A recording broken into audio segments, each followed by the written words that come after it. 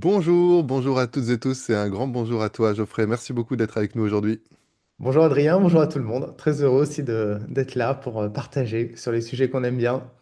Génial. Alors écoute, tu as un parcours assez impressionnant quand même, t'es saxophoniste depuis ta plus tendre enfance, tu as accompagné Charles Aznavour, Lady Gaga, tu as joué au Stade de France et tu as inventé, développé un super concept, les concerts sous hypnose. Et voilà, l'idée c'est qu'on explore un peu ensemble voilà, ton travail et les ponts que tu as pu créer entre la musique et l'hypnose.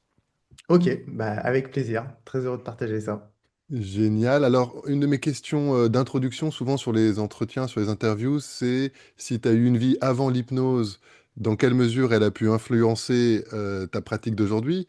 Mais là, c'est un D'accord. peu dans l'autre sens. Toi, tu viens d'un univers musical très riche et donc tu as développé ces concerts amplifiés par l'hypnose d'une certaine manière. Est-ce que tu veux bien nous dire en quelques mots peut-être d'où tu viens, entre guillemets, musicalement, et puis comment dans ta vie l'hypnose et la musique se sont rencontrées pour donner naissance à cette expérience musicale extraordinaire. Ok.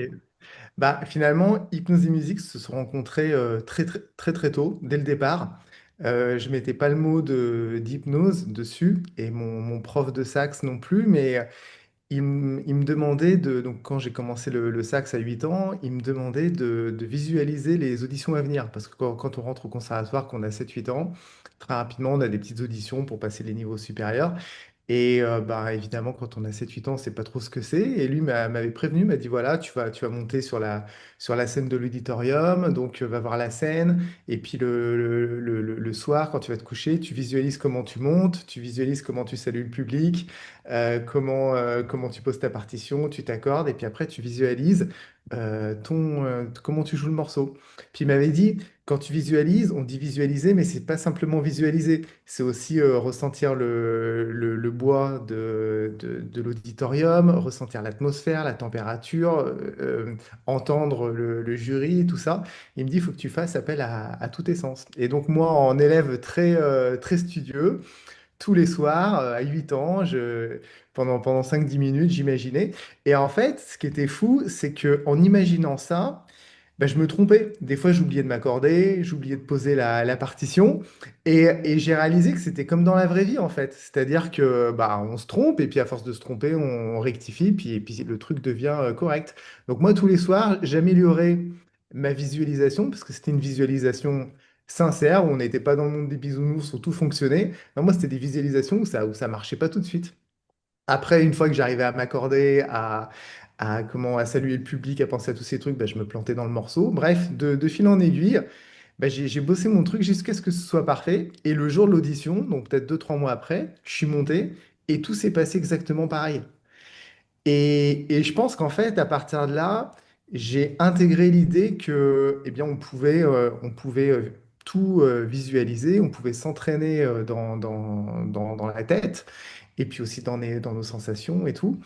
Et moi, j'ai toujours gardé ça. C'est-à-dire que après les auditions, quand j'étais plus grand, que je montais à Paris, parce que je suis originaire d'Aix-les-Bains, donc à un moment donné, je suis allé à Paris pour faire mes études de musique, mais je continuais à faire pas mal d'allers-retours en train, il y a 3 heures de train, et je me rappelle très bien monter dans le train, imaginer que je bossais certaines gammes, certains patterns. En jazz, on a des patterns, c'est comme des briques de Lego qu'on va assembler pour créer un solo, parce qu'on dit, ouais, on improvise, mais en fait, on n'improvise pas vraiment, on utilise plein de vocabulaire. Et moi, je bossais ça dans le train, je descendais du train, je savais jouer les trucs, alors que je les avais jamais joués physiquement. Donc, bon, bien sûr, quand j'avais 20 ans et que je faisais ça, j'avais lu pas mal de bouquins après sur l'hypnose. J'ai toujours été passionné par les capacités du cerveau, la mythologie, donc tous ces trucs un peu de, ouais, qu'est-ce qu'on peut faire, comment réaliser ses rêves, parce que quand on a envie de devenir musicien, souvent c'est un rêve. Et c'est un rêve qui est pas simple, parce que c'est difficile la musique, il y a de la concurrence, il y a plein de trucs. Donc moi, assez rapidement, je me suis posé cette question, comment devenir musicien, comment réaliser mes rêves, comment progresser, comment intégrer les choses rapidement. Et la visualisation a fait partie de ma vie très tôt. Génial. la chance des rencontres aussi, parce qu'effectivement, si ce prof, enfin voilà, ce prof qui t'ouvre cette Exactement. porte-là, et puis toi, je peux imaginer en tant qu'enfant, un peu scolaire, mais qui du coup met en pratique un outil qui est quand même puissant. Et en Ouais, plus, je suis très content qu'on commence comme ça, c'était un peu imprévu. Euh, je pense qu'il y a une erreur qui est un peu faite parfois dans la visualisation, c'est justement de faire des visualisations de bisounours. Personnellement, dans mon accompagnement en hypnose, alors évidemment, il faut que ce soit suffisamment serein, qu'il y ait suffisamment de confiance. Mais un des buts de la visualisation, c'est aussi d'aller se frotter au moment où c'est difficile, les moments où ça pique, les moments où ça fonctionne pas, justement pour entraîner le cerveau et anticiper ça. et pouvoir voilà, réagir, apprendre par anticipation et réagir pour pouvoir bien réagir parce qu'effectivement dans la vie, ben, les choses en général se passent pas toujours parfaitement, sinon ce serait pas drôle quoi. Exactement. Ouais, ouais, non, mais comme tu le dis, les rencontres sont essentielles. Et j'avais donc ce prof qui était très strict, un petit peu à l'ancienne, qui descendait d'une grande lignée, on va dire, de saxophonistes, parce que en France, bon là, on sort un peu du cadre de l'hypnose, mais en France, il y a une grande culture du sax, parce que le saxophone a été inventé par Adolphe Sax, qui était belge, qui a déposé plein de brevets d'instruments, dont celui du saxophone, donc dans les années 1870. C'est un instrument qui est récent, le sax. Et il est venu tout de suite à Paris le développer. Et donc, à Paris, finalement, il y a eu les premiers sax. Il y a aussi le premier prof de sax au Conservatoire de Paris. Donc, le Conservatoire de Paris, qui est un peu une institution. Il y a plein de grands conservatoires dans le monde et celui de Paris en fait partie. Et donc, il y a tous les jazzman américains qui, eux, n'avaient pas de prof de sax, qui étaient autodidactes. Alors, aux États-Unis, il y a une culture du sax parce que justement, le sax étant un instrument nouveau et assez puissant, il était utilisé dans les armées.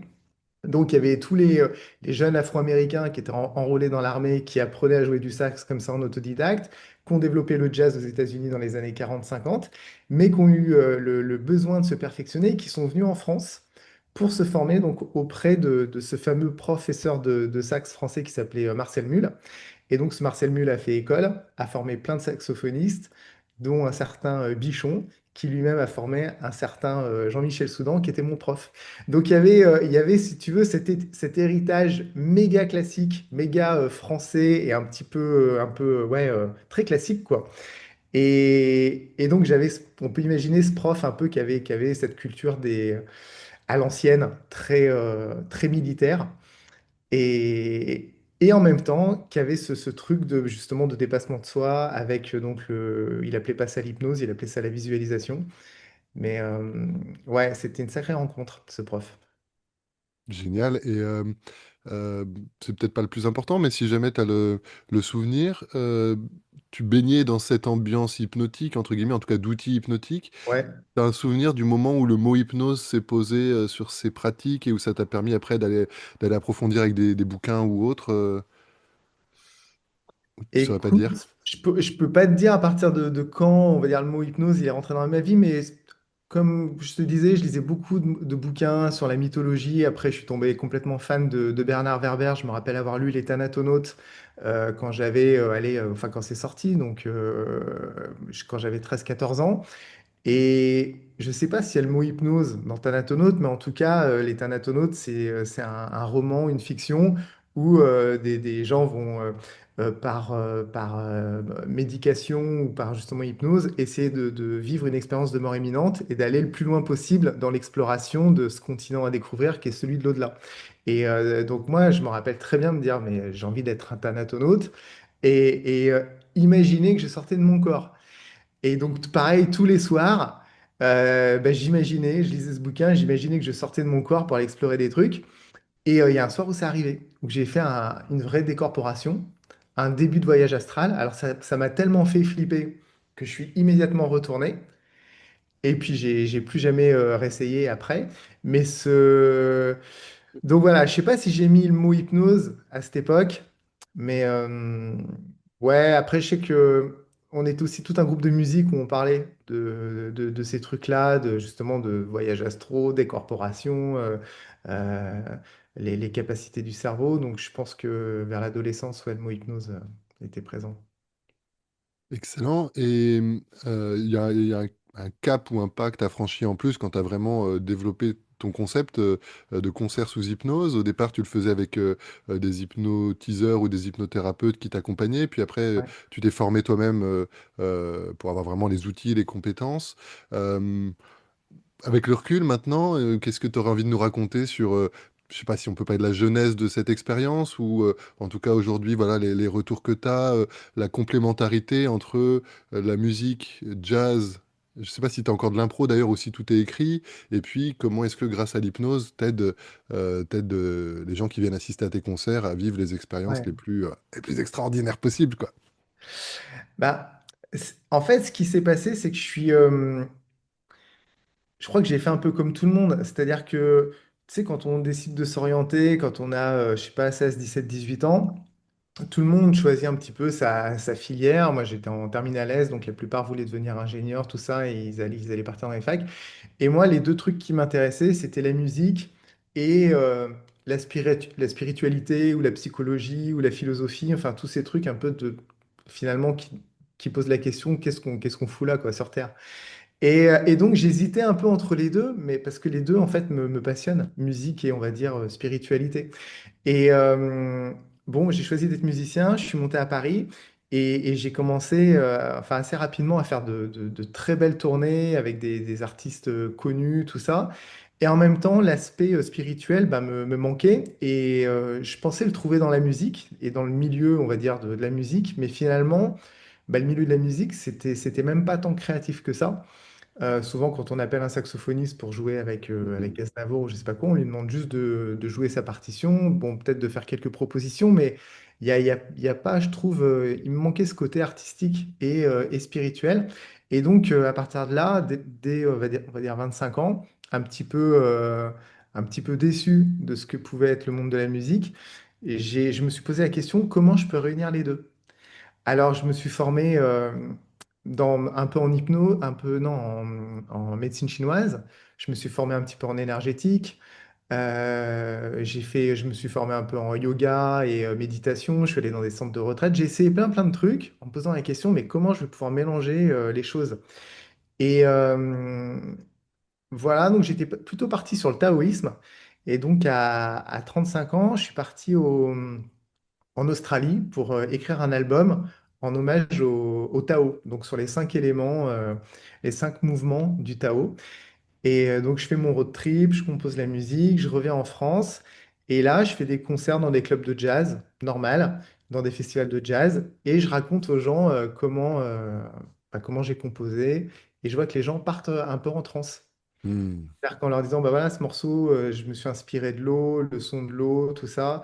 euh, je voyais que ce public de jazzman, un petit peu vieillissant, euh, partait dans une petite transe. Et c'est là où je me suis dit, bah, tiens, peut-être qu'en fait, c'est ça le concept que je cherche depuis 10 ans, c'est de mêler hypnose et musique, parce que finalement, c'est ce que je fais depuis toujours. Et donc là, j'ai commencé à chercher concert sous hypnose dans Google, tout ça. J'ai rien trouvé.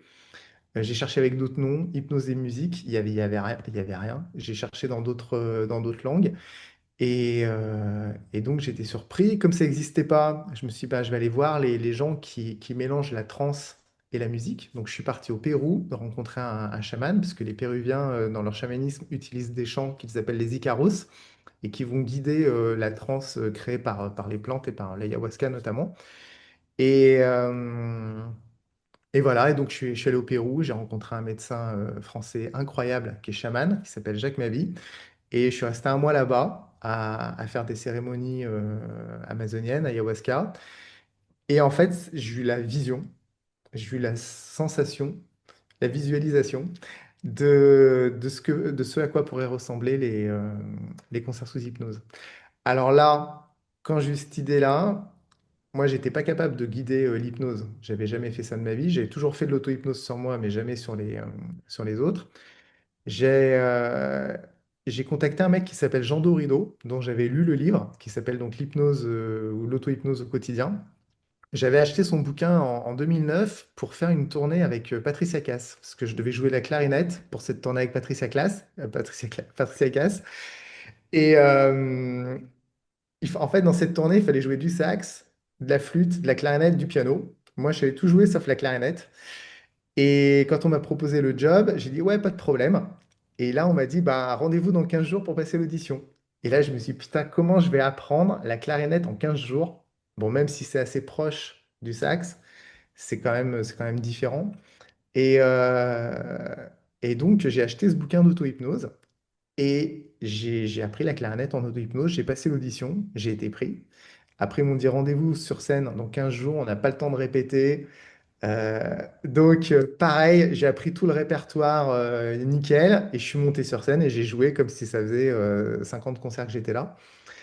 Et je me suis dit, putain, quand même, ce bouquin, ça marche bien. Donc, après, je suis allé voir ce gars parce que je voulais arrêter de fumer. Il m'a fait arrêter de fumer avec l'hypnose. Je fumais quelques cigarettes. Et je me suis dit, ah ouais, c'est vraiment puissant, quoi. Et donc, je l'ai rappelé après. Je lui ai dit, voilà, je voudrais faire des concerts sous hypnose. Est-ce que ça te dit qu'on les fasse ensemble? Et donc, l'aventure a commencé comme ça il y a pile 10 ans, puisque le premier concert était en octobre 2015. Et on l'a fait donc ensemble avec Jean. Et voilà, après, après j'ai voulu essayer d'autres hypnotiseurs. Donc, j'ai pu rencontrer Kevin Finel. Et pareil, on a fait une série de concerts ensemble. Et là, je me suis dit, en fait, j'ai trop envie de faire l'hypnose. J'ai demandé à Kevin qui me forme dans son école, l'Arche. Et il a été génial parce qu'il m'a formé. Et, les concerts qui continuaient de se faire, ils me laissaient de plus en plus de place. Donc on faisait l'hypnose à deux, ce qui fait que moi j'apprenais en même temps exactement. Et puis il y a eu un moment où j'étais autonome et puis voilà, j'ai fait mon truc tout seul. Génial. Voilà comment ça a commencé ces concerts. Et du coup, tu vois, je me rends compte que je suis chanceux aussi parce que j'avais eu l'info et donc je me rappelle des premiers. Donc celui avec Jean Dorido, c'était le premier. En tout cas, Ouais, j'ai c'est vu ça. le premier, Si quoi. tu as vu avec Jean Dorido, tu Ouais, as vu les premiers concerts, ouais. ouais. J'ai vu Jean Ouais, Dorido, avec Jean Dorido, avec Kevin, et je t'ai vu en solo aussi. Donc voilà. ok. Bon, t'as tout, Moment fan t'as tout club. vu. T'as tout vu. Euh, pour les gens qui connaissent pas, est-ce que tu peux nous dire en deux mots, voilà, comment ça se combine, comment un peu le dérouler, et puis est-ce que justement tu as fait bouger, bouger les lignes, je sais pas, d'une structure peut-être un petit peu formelle jusqu'à quelque chose d'un peu plus fluide. Bah, fais-nous un peu rêver, je sais pas, c'est la formulation peut-être pas la Fais-nous plus juste. rêver. Voilà, fais-nous Euh, rêver. Tu Ouais, bah, recommences. le concert a beaucoup évolué. C'est-à-dire qu'au début, c'était comme nous, dans le monde du jazz, on appelle ça un buff ou une jam session, c'est-à-dire un peu de l'impro, quoi. On connaît les morceaux, l'hypnotiseur, il connaît l'hypnose. Et moi, je me suis dit, bah allez, on se réunit tous et puis on voit un peu ce que ça donne avec toujours la thématique des 5 éléments. Et donc, bon, ce cas, alors, c'est que Kevin et Jean, et c'est moins leur truc, le Tao. Moi, j'avais fait un peu de médecine chinoise, tout ça, je connaissais très bien. Donc, c'est vrai que voilà, ils comprenaient, ils connaissaient moins le concept.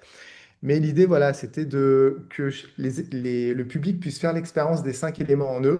Donc, les 5 éléments, c'est aussi donc, les 5 organes, les 5 saisons. Il y a 4 saisons plus les intersaisons. C'est ressentir tous ces mouvements. Et donc, c'est parti comme ça. Et puis, en me formant en hypnose, j'ai appris un protocole d'hypnose qui est super intéressant, que à l'Arche, on appelle le score. Dans d'autres écoles, je crois qu'ils vont appeler ça peut-être le voyage du héros. Mais en tout cas, voilà, le client en hypnose va faire son voyage du héros, c'est-à-dire que il va poser une intention, et puis très rapidement, il va rencontrer ses symptômes. Le SCORE, c'est l'acronyme de symptômes, cause, objectif, ressources et effet. Donc, le client va faire ce parcours-là, qui est inspiré du voyage du héros de Joseph Campbell. Et, euh, et en fait, il y a une dramaturgie en soi dans ce score, puisqu'en plus, ça a été utilisé dans pas mal de scénarios américains, type Matrix et Star Wars. Donc, je me suis dit, bah tiens, le concert sous hypnose, je vais l'appeler le voyage du héros, et je l'ai réécrit. Et à partir du moment où j'ai fait l'hypnose tout seul, donc il y a eu ce nouveau concert sous hypnose, le voyage du héros. Donc, on est sorti d'un truc un Génial. petit peu à l'arrache, un peu, tiens, on va essayer un truc, un peu laboratoire, un peu zikos, et c'est devenu plus un spectacle un peu plus construit. Et donc ce concert-là continue de tourner, Le Voyage du Héros, parce que je l'aime beaucoup. Et après, j'en ai écrit un autre qui s'appelle Au-delà, qui lui reprend le scénario type d'une expérience de mort imminente. Donc justement, toujours inspiré un peu de ces lectures adolescentes avec Bernard Werber, Les Thanatonautes. Bah là, ça reprend ça. Donc qu'est-ce que ça ferait si on sortait de son corps, qu'on revoit sa vie défiler, les personnes qu'on aime, qu'on rencontre un guide et qu'on découvre des ressources, tout ça. Et puis là, je viens d'écrire un troisième concert qui s'appelle Origine, dont on a joué un tout petit extrait de 40 minutes au Grand Rex là, le 21 juin. Et là, il y a une tournée de 25 dates qui commence à partir de novembre 2025. Et ça propose d'aller à la rencontre des mémoires inconscientes. Donc, c'est un voyage qui peut être à la fois dans le transgénérationnel ou dans les vies antérieures. En tout cas, dans un passé qui ne serait pas complètement biographique et qui permettrait de soulever des problématiques, de rencontrer des ressources, tout ça. Donc, moi, ce qui m'intéresse dans ces concerts, bah, c'est que ça reste très accessible, très artistique, euh, et en même temps que ça puisse être assez initiatique, euh, que ça puisse, que ça puisse être impactant positivement, que les gens puissent découvrir des choses sur eux. Euh, Ce qui m'intéresse, c'est la connaissance de soi et le développement personnel, voire collectif. Donc, voilà, je pense que le public qui vient ressort de là avec de nouvelles compréhensions et de nouvelles perspectives. En tout cas, c'est le projet. Génial. En termes un peu techniques, je dirais, pareil, j'imagine que tu as fait pas mal évoluer. Euh, Ce dont je me rappelle, voilà, forcément une introduction, une présentation un peu du concept, puis après une mise en hypnose. Comme personnellement, j'anime aussi notamment des dégustations amplifiées, puis pas mal de groupes. Je suis aussi Ouais. intéressé, aussi avec ton expérience de musicien et cette expérience double, hypnose et musique. Euh, je sais pas, comment t'as peut-être amélioré l'expérience, quels sont tes trucs et Ouais. astuces pour emmener le groupe, s'assurer que la majorité des gens qui viennent puissent vivre une expérience sympa parce que tout le monde n'est pas réactif de la même manière. Hmm. Voilà, sur le plan technique, qu'est-ce que tu peux nous donner un peu comme trucs et Euh, astuces? Sur le plan, bah, ce qui me vient, au-delà du plan technique déjà, c'est de pouvoir garder sa singularité et son authenticité.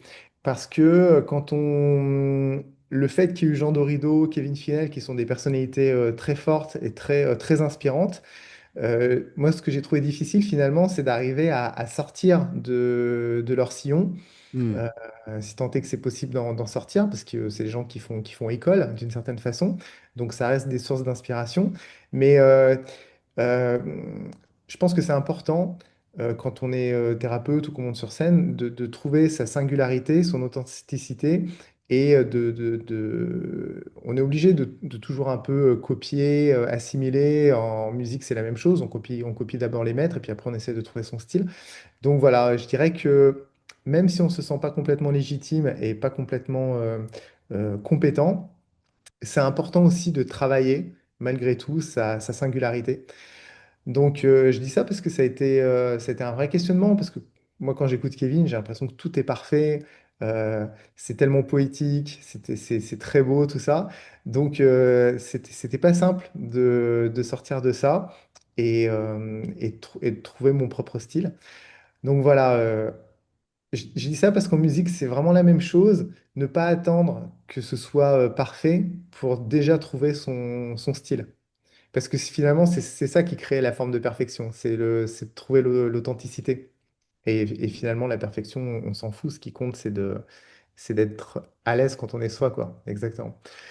Donc, il y a ce point-là, au-delà de la technique. Et après, évidemment, ouais, la technique, ben, euh, continuer de travailler, de se former pour apprendre des techniques, comment euh, améliorer et diversifier son vocabulaire. Parce que quand il y a des gens qui viennent nous écouter pendant 1 heure et demie, c'est bien que on a un champ lexical qui soit large et un vocabulaire qui soit aussi intéressant. Et, euh, et puis, bah là, je trouvais que mes deux derniers spectacles, suivait un petit peu la même construction. Là, le nouveau, justement, j'avais envie de me surprendre et puis aussi de surprendre le public. Alors, il va y avoir 2 écrans de tulle. Donc, le tulle, c'est une matière qui est un petit peu transparente, comme une maille, qui fait que quand elle n'est pas directement éclairée, le public ne la voit pas. Donc, il y aura un écran devant nous, un écran derrière nous. deux vidéoprojecteurs, un qui projette sur l'écran de devant, un qui projette sur l'écran de derrière, ce qui va faire que parfois, il va y avoir donc des projections et les projections qui ne seront pas les mêmes sur les deux écrans. Donc ça va créer un petit peu de la 3D. Et on va jouer avec ça et je vais proposer aux gens de rentrer en hypnose par fixation. Donc là, on est en train de créer cette vidéo-là. Il y aura un point qui sera sur l'écran et autour de ce point, il y aura tout un film, un dessin animé en l'occurrence, qui va qui va être construit autour de ce point. Donc c'est finalement le point, ça va être la seule chose qui ne va pas bouger de l'écran. Les gens vont fixer ce point, mais autour, il y aura toute une histoire qui va se créer pendant que je parlerai, pendant qu'il y aura la musique. Et voilà, je voulais créer une hypnose avec les yeux ouverts, puisque les deux derniers concerts, bah, assez rapidement, je demandais aux gens de fermer les yeux. Et là, je voulais créer quelque chose de différent. Et puis, c'est vrai que des fois, j'ai des retours de gens qui me disent, ah, bah, c'est dommage, parce qu'on a eu les yeux fermés tout le long. Et on vous a très peu vu finalement sur scène. Donc bah, là, il y aura, voilà, ça va prolonger un petit peu le temps. Et puis dans les concerts, il y a toujours quelques personnes qui restent les yeux ouverts, donc ça leur fera aussi voilà, quelque chose à regarder de sympa, quoi. Super. T'es assez hypnotique. Je suis déjà en train de visualiser tout ça et voilà, ça donne envie. Donc, bravo pour ces, ouais, ces nouvelles explorations. Et puis aussi bah oui, de chercher à se renouveler et puis d'explorer Ouais, d'autres choses. C'est assez cool, je pense, pour toi et puis pour les gens qui viennent te voir. Sur les anciens, excuse-moi, hein, tu me dis si jamais j'insiste trop, mais sur les deux précédents spectacles, donc tu dis que tu étais un peu sur la même structure, notamment de mise en hypnose. ouais. Est-ce que tu me donnes quelques mots, voilà, pour sentir un Ouais, peu comment tu fais ça? bah, en fait, moi, dans les spectacles, et même là, dans celui qui est actuel, je suis un peu on va dire, l'architecture d'une séance d'hypnose en cabinet. Donc, il y a d'abord, bon, on commence par un morceau, parce que c'est un concert sous hypnose, donc déjà un morceau, histoire de mettre tout le monde bien, de montrer que c'est pas un concert de bol tibétain, non, il y a des super icônes sur scène. Moi, ouais, je suis accompagné donc, avec des musiciens de haute voltige avec qui je joue depuis des années, donc ça joue grave, donc ça, c'est cool. Donc il y a ce morceau, ça dure 4-5 minutes. Ensuite, eh bien, discours, on va dire, pré-hypnotique. Donc, je mets les gens à l'aise. J'essaye moi-même d'être très à l'aise parce que c'est toujours un peu, ouais, tu vois, impressionnant d'être devant 500, 1000, 2000 personnes. Au Grand Rex, là, il y avait 2800 personnes.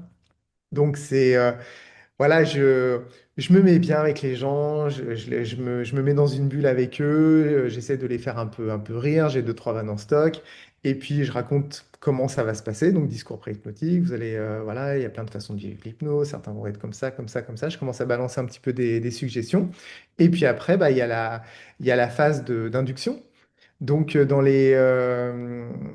alors, dans le discours pré-hypnotique, aussi, j'essaie toujours d'être un peu personnel. Bah justement, c'est une façon, c'est un peu de me différencier. Je trouve que par exemple, Kevin parle très peu de lui.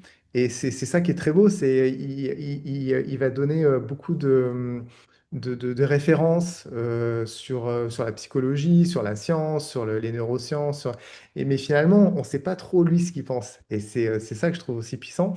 Moi, j'ai une autre histoire, c'est que j'ai eu plusieurs maladies dont j'ai pu me soigner. Et c'est aussi ça qui m'a fait explorer l'hypnose à fond, le transgénérationnel, les vies antérieures. J'ai eu deux maladies auto-immunes qui étaient soi-disant incurables, dont j'ai pu me soigner. Donc, je pars vraiment avec cette envie de dire, putain, moi, je pense qu'on peut se guérir de tout.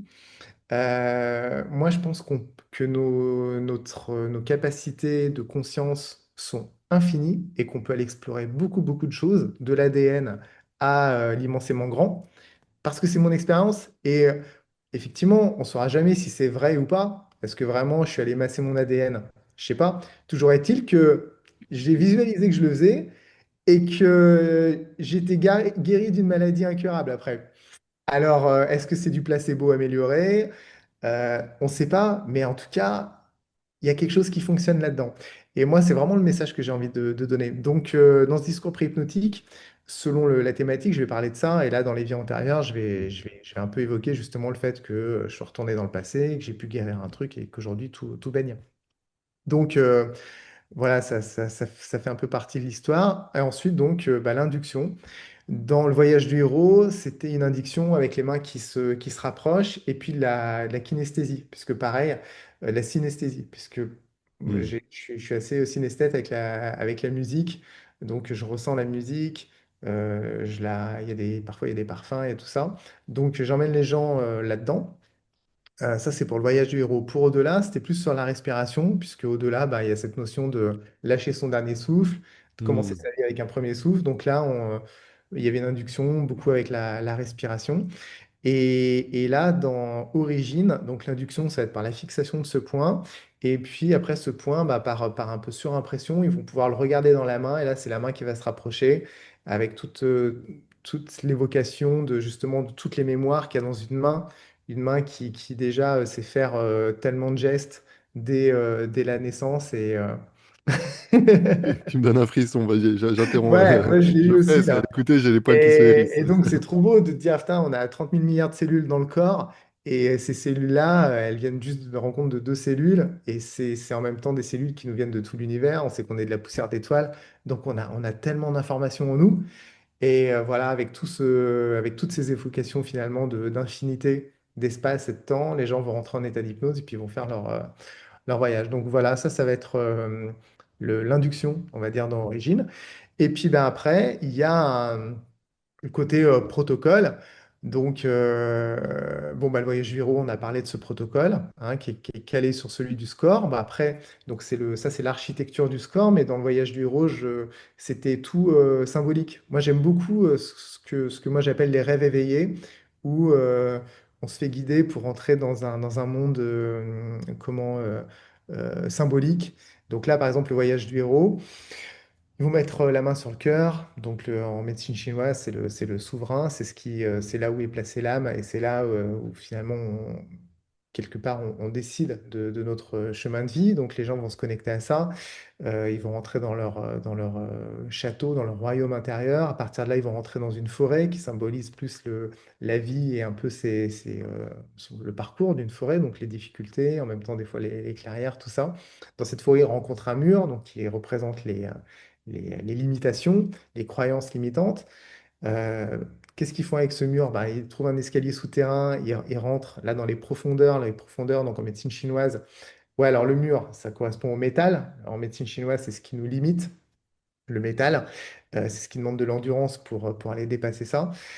Donc oui, le cœur, le feu, ce qui nous anime.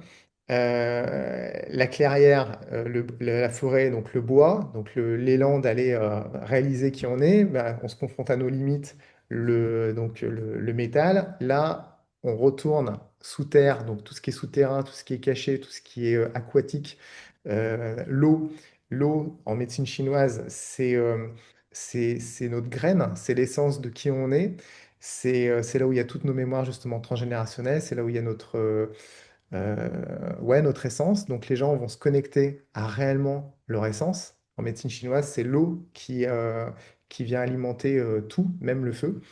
Et, euh, et finalement, retour, après donc ouais, ce truc dans l'eau, retour au bois. En fait, ça suit le cycle des 5 saisons. Et ce qui est incroyable, c'est que le score, en fait, suit aussi ce cycle. Donc c'est pour ça que ça me fait complètement triper. Là, ils rencontrent un animal totem qui va leur donner des ressources. Puis après, futurisation, donc visualisation, qu'est-ce que ça ferait de rencontrer la meilleure version de soi, qu'est-ce qu'elle nous transmet, etc. Donc ça, c'est le protocole du score, donc qui est déguisé dans une histoire métaphorique qui est toujours inspirée des 5 éléments. Le protocole de au-delà, c'est le scénario type d'une expérience de mort imminente, mais qui est quand même aussi un peu calé sur le score, c'est-à-dire qu'est-ce que je pose comme intention, qu'est-ce qui me limite. Donc dans les limitations, il va y avoir cette notion de jugement intérieur qu'on retrouve dans le livre tibétain des morts égyptiens, la pesée de l'âme. L'âme doit être aussi lourde qu'une plume, aussi légère qu'une plume. Et finalement, ce qu'on croit être léger ou lourd, c'est complètement personnel. C'est quel jugement on porte sur notre existence et à quel point on se fait culpabiliser, tout ça. Donc on retourne dans les croyances limitantes, on croit qu'on n'a pas été bon, on croit qu'on a... et c'est parce qu'on croit ça aussi qu'on agit comme ça dans la vie. Donc pareil, qu'est-ce qui nous limite? Il y a des ancrages. Des moments, il y a un morceau qui s'appelle Dernière pensée. Donc les gens, je les invite à se connecter à une personne qui a compté pour eux, une deuxième personne, puis convoquer toutes les personnes qu'ils ont aimées. Donc là, tout le monde chiale. Tout le monde est là avec sa famille, ses amis. Ah putain, c'est la dernière fois que je vous vois, machin. Et puis voilà, c'est le moment de partir. Mais il y a un ancrage, il y a un ancrage d'amour, il y a un ancrage de gratitude. Et donc cet ancrage-là, ils l'utilisent pour après dépasser leurs croyances. Donc ça fait comme une désactivation d'encre. Tout ça avec les sons aussi. Les sons créent des ancrages. C'est-à-dire, je mets certains sons, certains thèmes, comme dans une musique de film, comme dans Spielberg. Tu as le thème de E.T., machin, et qui est décliné avec des variations. Donc j'utilise tout ça. Et donc voilà, le protocole de au-delà. C'est donc sortie de corps, arriver dans un lieu ressource où tu te sens super bien. Depuis ce lieu ressource, tu vois toute ta vie, tu revois toute ta vie. Quel était le goût de cette vie, quel était son parfum, quelle était sa couleur, l'impression générale de cette vie. Et puis tiens, si on rentrait un peu plus précisément dans cette vie, dans un souvenir très agréable avec une personne que vous aimez, donc là, une première personne, une deuxième personne, on convoque toutes les personnes, ok. Donc là, gratitude à mort. Donc là, les gens, ils sont au bout de... Allez, on est à trois quarts d'heure à peu près du concert, ils sont au taquet. Et vous envolez, c'est magnifique. Ah mais non, putain, en fait, vous êtes super lourd. Qu'est-ce qui se passe? Ah bah ouais, c'est le moment du jugement dernier. Oh putain. Donc là, je fais des évocations. Donc votre âme doit être aussi légère qu'une plume, tout ça. Et qu'est-ce qui vous alourdit encore? Quel regret, quelle tristesse, qu'est-ce que vous avez emporté avec vous finalement qui vous empêche de vous élever encore un peu plus haut? Donc là, on fait une récapitulation. On appelle ça la récapitulation à l'arche. Donc c'est ce protocole un petit peu chamanique, je crois qu'il nous vient des Kogis, où tu inspires ce qui t'alourdit et tu le souffles. Et à force de faire ça, ça se transforme. La colère passe à la tristesse, puis à quelque chose d'un peu plus neutre et tout ça. Puis il peut y avoir d'autres souvenirs un peu lourds qui reviennent. Et donc voilà, les gens s'allègent. Et après, pareil, je leur demande d'inspirer ce qu'ils ont envie de mettre dans leur vie toujours à base des ancrages de gratitude qu'ils avaient quand ils ont vu les personnes qu'ils aimaient. Et puis finalement, ils s'allègent, ils arrivent dans cet espace d'éveil, d'unité, où ils sont connectés à tout l'espace, l'infini, ils ne font plus qu'un. Donc là, il y a une possibilité de ressentir ce que pourrait être un peu l'éveil. Et là, ils rencontrent un guide qui vient leur transmettre un message important dans leur vie. Et, euh, et voilà, puis ils reviennent. Donc ça c'est le protocole de au-delà. Et je parle beaucoup. Et le protocole d'origine, T'es sûr que tu veux nous le donner? Parce que comme il n'est pas encore sorti, il faut peut-être il n'est pas que... encore sorti. Voilà, protocole d'origine, bon, ils vont aller dans les vies antérieures, dans les mémoires transgénérationnelles pour découvrir finalement ce qui peut merder un peu dans leur vie actuelle et aussi quelles ressources ils pourraient ramener de tout ça. Génial, merci pour tous ces partages. Ce qui résonne là en t'écoutant, je me dis, dis donc, il est courageux dans le sens où tu prends un peu des risques. Tu vas exposer les gens qui viennent te voir à aussi des difficultés, des murs, voilà, il y a presque une dimension thérapeutique, même si c'est pas forcément l'objectif. Euh, T'as déjà eu des galères, des gens qui avaient des réactions émotionnelles super fortes, qui revenaient pas bien. Ça a l'air, on sent que tu prends bien ton public en main du début à la fin et que même s'il y a des zones un peu houleuses, tu t'assures que tu les fais atterrir dans des espaces plus sécures. Je sais, ouais, t'as des trucs à nous raconter, rien à signaler, ou au contraire des expériences où tu as dû rattraper des gens à la fin des concerts parfois, comme il peut y avoir dans des spectacles d'hypnose Ouais. traditionnels, des gens qui parfois vivent des choses très fortes, déstabilisantes. Voilà, voilà, je trouve que tu prends un peu des risques à aller exposer les gens sur des thématiques qui peuvent Mm. être émotionnelles fortes. Ouais. Ouais, moi, ça m'intéressait pas trop de proposer une expérience où on reste un petit peu en surface et on vit que du bien-être. Voilà, je me sens bien, je suis dans mon lieu ressource et je kiffe. Moi, ça m'intéresse pas trop, même si j'adore vivre ça, mais j'adore vivre ça une fois que j'ai ressenti qu'il y avait quelque chose qui s'était dénoué. Et c'est beaucoup ce qui se passe dans les cérémonies ayahuasca, c'est-à-dire que avec l'ayahuasca, on peut vivre autant le divin, l'éveil, que rentrer dans ses pires ténèbres. et vivre littéralement un enfer. La médecine amazonienne, c'est une médecine de purge, donc on est beaucoup en train de vomir, ce qui est thérapeutique, on se libère de certaines choses, et c'est aussi symbolique. La plante, elle est psychoactive et on vomit sur un plan, on va dire, physique, vraiment on se vide, mais aussi on vomit de l'émotion et des pensées. Et quand on est devant son seau, euh, c'est vraiment ce qu'on voit dans le seau. On va avoir des araignées, des serpents, des trucs immondes. Parce qu'on a toutes ces visions, ils disent pas hallucination, ils disent vision, parce que pour eux, c'est vrai ce qui se Ouais. passe. Hmm. Et, euh, et après, on se sent extrêmement bien, une fois qu'on s'est... et là, on peut vivre des moments d'éveil. Alors, une cérémonie ayahuasca, c'est vraiment des allers-retours entre ces libérations, ces compréhensions, et puis des moments d'extase et tout. Et, euh, et moi, mes concerts, vraiment, je souhaiterais qu'ils arrivent, alors pas que les gens gerbent et tout, parce que c'est pas très beau, mais qu'ils arrivent à ce niveau enfin, que mes concerts puissent proposer ce niveau de guérison et d'éveil. Je pense que l'humanité a besoin de se guérir, a besoin d'évoluer, de s'entendre, de se connaître, de se tolérer. Je pense qu'on a besoin de tout ça. Alors, moi, juste faire de la musique et aller dans un lieu ressource, j'ai pas l'impression que ça va vraiment faire avancer le schmilblick. Donc, non, ouais, moi, mes concerts, je les vois vraiment comme des moments, des expériences qui sont thérapeutiques et initiatiques. Et j'ai envie que les gens voient aussi leur zone d'ombre. Et je pense que la plupart des gens les connaissent, leur zone d'ombre. Donc d'y retourner un coup, je crois pas que c'est ce qui va vraiment créer une énorme décompensation. Ou, après, évidemment, je mets beaucoup de fusibles. Donc, moi, j'ai pas eu de retour de décompensation. Par contre, j'ai eu quelques personnes qui ne sont pas arrivées à sortir de la transe et qui ont hurlé parce qu'elles pensaient qu'elles étaient kéblo.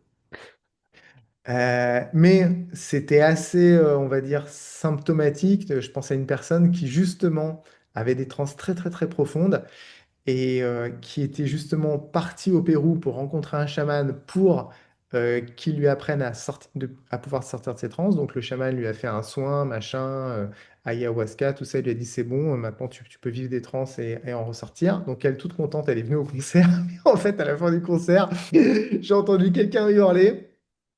Et, euh, et donc, heureusement, il y avait une amie hypno qui l'a sorti de transe. Et après, donc, j'ai pu discuter avec cette personne qui m'expliquait donc son problème et que visiblement, c'était pas réglé, quoi. Donc, ouais, il y a des trucs comme ça qui arrivent.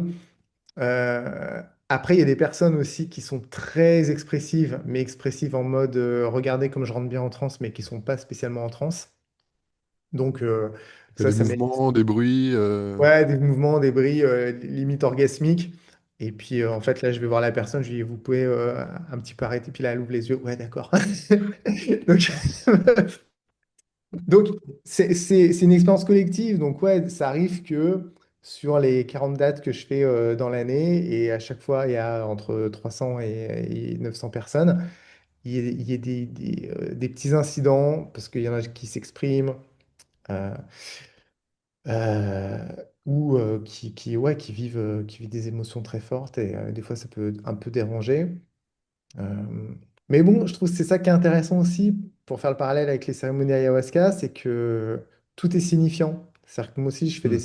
moi, j'ai fait des cérémonies où tu avais des gens qui pleuraient tout le long et ça emmène dans dans une tristesse ou dans un agacement parce que toi, tu n'as peut-être pas envie de chialer et qu'il y ait quelqu'un qui fasse ça pendant 2 heures, c'est emmerdant. Euh, Je pense il y a tout à tirer de ce qui se passe en groupe. En tout cas, voilà, je l'annonce comme ça. Puis effectivement, on se retrouve à 500 à vivre un truc. Et j'ai pas eu de retour, genre, je suis venu à ton concert et depuis, je suis en hôpital psychiatrique et ça va plus du tout. Euh, c'est plutôt vraiment le contraire, quoi.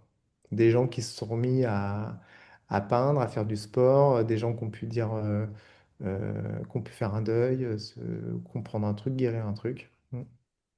Ouais, ouais, on sent à t'écouter, c'est une question sincère, et tu essayes d'y répondre sincèrement, donc tu parles des cas un petit peu, voilà, un petit peu peut-être bousculants, mais on sent Ouais, que, je pense à ces quand on cas-là, sent que ouais. dans ta présentation générale, qu'en fait, il y a un soin qui est mis à la fois sur la structure, peut-être les fusibles, et puis aussi, je pense que ce que dégage la personne qui guide est hyper important, et on sent chez toi, voilà, peut-être aussi grâce à tes expériences personnelles de vie, tu parles des trans chamaniques, etc. Enfin, tu as exploré des choses assez dures, et puis t'en es sorti grandi, entre guillemets. Bref, on sent qu'il y a une sécurité chez toi. Qui doit justement installer une belle sécurité qui permet, même avec des grands groupes comme ça, d'avoir une immense majorité de retours, d'expériences positives et de retours au Ouais. moins agréables, voire parfois de très beaux retours transformateurs. Et puis les gens chez qui c'est un peu plus difficile, ça reste dans une sphère raisonnable et positive, quoi. Ouais, je pense. Voilà, ça m'est arrivé après un concert, effectivement, d'aller voir une personne qui était restée un peu bloquée, donc de la ressortir très rapidement de transe. Mais c'est vrai que les gens savent pas trop comment réagir à ça. Donc, quand on fait un concert, il y a toujours un service de sécurité et des pompiers. Donc, même les pompiers ne savaient pas comment faire. Enfin, oui, ils osaient pas faire. Parce qu'ils voyaient la personne qui était comme ça, ils disaient, sortez-moi. Donc, en fait, c'était pas grand-chose à faire. Tu peux faire une Donc, micro-formation de tes équipes de sécurité et des pompiers, tu sais, tu leur donnes mais deux, c'est tellement trois... rare, ça m'est arrivé deux Ouais, fois sur, je sais pas, peut-être 200 concerts. Donc, ouais. anecdotique, quoi. Il y a Même un pas truc anecdotique. que je fais depuis quelques temps aussi, c'est quand je vais jouer dans une ville, je contacte 3-4 hypnos et je les invite. Et je leur dis, bah voilà, moi ça me sécurise un peu de savoir que vous êtes là dans la salle, comme ça, si y a un petit pépin, quelqu'un qui se sent pas bien, puis je trouve ça cool du coup entre collègues, tu vois, de pouvoir les inviter. Et, euh, et voilà quoi. Très cool. Bah écoute, quand tu passes à Paris, je sais pas si tu connais quelques hypnos, mais en tout cas avec plaisir. Ouais, c'est vrai. Euh, Quand j'avais fait, au départ, j'ai lancé des sessions de yoga amplifiées par l'hypnose, et puis après les dégustations qui sont devenues plutôt ce que je maintiens. Alors tu me dirais qu'avec la musique, il y aura probablement quelque chose d'un peu différent, mais je voudrais te explorer avec toi. Au début, je faisais un peu le schéma que tu décris aussi. Je pense que voilà, on duplique les structures qu'on a trouvées efficaces avec une induction, puis après l'expérience et une sortie. Et puis j'avais constaté que chez certaines personnes, il y a peut-être même une majorité. Alors peut-être que ça parle aussi de ma pratique d'hypnose, faudrait voir, mais euh, que c'était pas forcément évident de maintenir un état de transe pendant C'est vrai. une longue durée. Est-ce que c'est quelque chose que tu as vécu? Et est-ce que Oui. tu as adapté? Est-ce que tu fais de la réinduction entre les morceaux Ouais. pour aider les gens à continuer de rester en hypnose, voire de l'approfondir? Ouais, je suis entièrement d'accord avec toi. Euh, il y a cette phase d'induction, les gens vont rentrer dans une transe, et puis je dirais qu'au bout allez, une demi-heure, je peux ressentir une petite impatience ou un petit ennui, ou tu vois. Donc là, faut remettre une petite dose d'induction, complètement. Ouais. Enfin, moi, c'est ce que j'ai remarqué.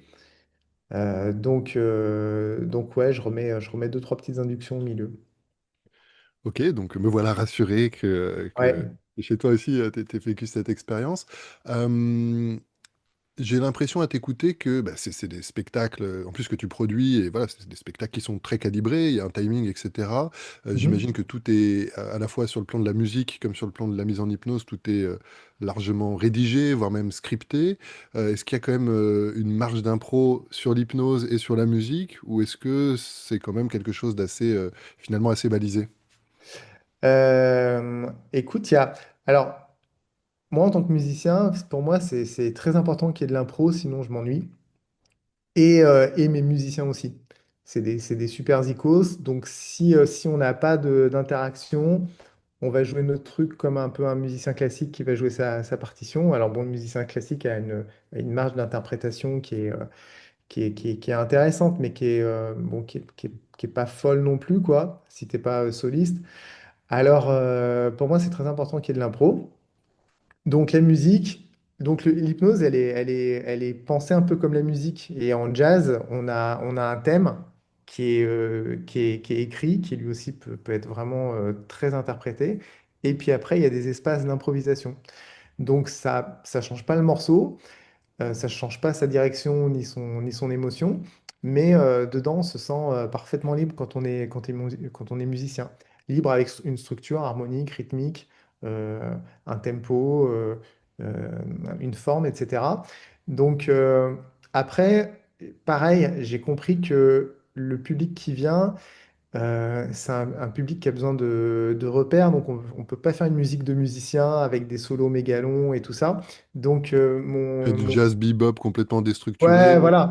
Et puis comme tu dis, le jazz bebop, c'est connoté, c'est les années 50, c'est New York, c'est tout ça. Bon, moi, en tant que saxophoniste, c'est un instrument aussi qui est très connoté. Le sax, c'est soit justement jazz, donc ça fait penser à, je sais pas, à New York ou l'après-guerre, ou alors c'est Ibiza, Jimmy Sax, ou alors c'est variété années 80. Donc moi déjà dans mon jeu de sax, les concerts sous hypnose m'ont amené à jouer d'une certaine façon qui est beaucoup plus, on va dire, ethnique. Et j'essaie de Hmm. jouer du sax un peu comme une flûte traditionnelle ou un doudouk. Le doudouk, donc c'est un instrument traditionnel arménien qui est assez proche du hautbois, qui a un son presque de voix, très nostalgique, très beau. Euh, dans les musiques comme Dune ou Gladiator, tu as du doudouk tout le temps. Ça évoque les grands espaces, tout ça. Donc, et le sax, je me suis barré, je vais te montrer. Je me suis fait créer un bec par un constructeur. Donc, c'est un bec qui est en plastique, qui a été moulé avec une imprimante 3D et qui a été créé en fait sur mesure pour me permettre d'avoir un son très très doux. Donc, c'est plus un son de sax un petit peu qui peut être parfois un peu agressif ou nasillard. Rocailleux presque, ouais. Là, ouais, j'ai presque un son de doudou, de clarinette. Donc, et les morceaux, plutôt que d'avoir un thème et une grande impro, puis le thème à nouveau, c'est souvent comme ça dans le jazz, bah finalement, j'ai des petits thèmes comme ça et des petites impros au milieu. Donc et l'hypnose, c'est pareil. Bon, j'ai toute ma trame. Et j'ai des trucs que je dis par cœur parce que à force de les dire, le vocabulaire me plaît tellement et tout que j'ai pas envie de dire d'autre chose. Et c'est pareil dans mes impros. Il y a des phrases que je place tout le temps parce que je les aime en fait. Et puis il y a d'autres moments où ça sert à rien de connaître le truc par cœur parce que c'est une induction, parce qu'il faut sentir la salle, parce que ben, ce jour-là, peut-être que les mains vont se rapprocher plus lentement que qu'un autre jour. Donc voilà, donc j'ai une structure. Il y a des choses que je dis par cœur parce qu'elles me vont très bien. Et puis des fois, c'est plus libre. Et des fois, quand je vois que justement, bah, c'est pas au bout d'une demi-heure que les gens sortent de l'hypnose, mais que c'est au bout de 20 minutes, et ben, je vais changer un peu la structure. Génial, je suis très sensible. En plus, c'est quelque chose que j'ai déjà entendu de gens que j'admire et puis que du coup je répète aussi sur le. Alors moi, je suis pas du tout musicien professionnel, très loin s'en faut, mais voilà, je gratouille un peu de guitare et de basse. Et d'ailleurs, je pense que j'ai péché par prétention de vouloir rester libre dans ma musique, donc du coup de refuser un peu l'apprentissage des gammes et du solfège, etc. Alors je pense que tu peux. Si tu es Jimi Hendrix, ou en tout cas si tu es prêt à fournir le travail pour réinventer la musique, mais pour les âmes plus normales, probablement que maîtriser les structures, connaître effectivement ces gammes, etc., en fait, c'est libérateur pour pouvoir improviser. Et c'est notamment le discours de Bob Burns sur l'hypnose, c'est que pour pouvoir go with the flow, pour pouvoir se laisser porter par l'improvisation, bah, il faut avoir une grande maîtrise technique, sinon en fait tu fais plutôt du bruit qu'autre chose, quoi. Ah bah c'est sûr. Ah, il y a aucun doute là-dessus. Bah après, il y a plein de façons d'apprendre la musique. Il y a des musiciens incroyables qui ne savent pas lire la musique, mais ça c'est sûr qu'ils connaissent toute leur gamme. Ça c'est sûr. D'une Dans manière ou tous d'une les autre, sens. quitte à les avoir redécouvertes à Ouais. l'oreille ou Ah bah ouais, là, il y a aucun doute là-dessus. Les gammes, en plus, bon, les gammes, c'est rien en fait dans la musique, c'est le B à bas, c'est c'est ça. vraiment le B à bas. C'est les gammes, c'est une fois que tu sais jouer une gamme, en fait, t'es juste au niveau un de la musique. Euh, ouais, une gamme, c'est l'équivalent de la grammaire. C'est ça. Et communiquer avec d'autres musiciens et, Ouais, et avec le public, effectivement, bah, si chacun joue dans son coin, tu as besoin quand même d'avoir une structure commune et ouais, un dialogue, un langage commun pour pouvoir dialoguer, quoi. ouais. Bah, nous, les musiciens, on parle pas de gamme, tu vois. Les gammes, je sais pas, c'est comme si tu es entre écrivain et tu parles pas de grammaire, tu vois. Tu parles de, putain, ce serait quoi l'histoire qu'on pourrait créer? Tu vois, on va parler de scénario, on va parler de la profondeur des personnages. Euh, Parler d'orthographe et de grammaire quand tu es écrivain, ça n'a aucun intérêt. Par contre, ça doit être complètement assimilé. C'est Bah, ça. nous, en musique, c'est pareil. On parle jamais de gamme, tu vois. On dit pas, tiens, là, tu devrais faire un lydien bémol 7, ce serait plus intéressant. Non, tu fais ce que tu veux. Euh, mais quand il y a un accord, il y a pas, tu peux jouer soit dans l'accord, soit en dehors de l'accord. Et jouer dans l'accord, c'est ce qui va sonner juste. Jouer en dehors de l'accord, ça va pas sonner juste, mais ça va créer une tension qui peut être intéressante. Mais encore faut-il le savoir et pouvoir le choisir. C'est ça, le faire En fait, volontairement. quand tu es musicien, tu passes ta vie à apprendre à jouer dans les accords, et puis il y a un moment donné où tu dis, bah tiens, en fait, je peux en sortir. Mais c'est comme disait là l'hypno que tu cité, tu peux en sortir que quand tu as parfaitement intégré tout ce qui est juste. Mm, mm. Mm. Génial. Quand tu parlais de l'induction par la technique de Rossi ou les mains miroirs, du coup, moi, j'espère que tu m'excuseras ou pas si c'est pas nécessaire, mais de revenir à un petit point de détail justement de gestion du groupe, parce que c'est Ouais, une technique que j'utilise, que j'ai énormément utilisée, que j'utilise encore beaucoup, notamment en groupe, parce que c'est très pratique. ouais, C'est facile à faire. C'est ouais, ça facile marche à bien. présenter, à amener. Mm. C'est rare que les gens n'y arrivent pas du tout. Ça Mm. permet même, si jamais il y a des difficultés, de venir les mettre en scène entre une partie qui veut vivre une bonne hypnose et puis une qui peut-être a besoin de sécurité ou besoin de temps.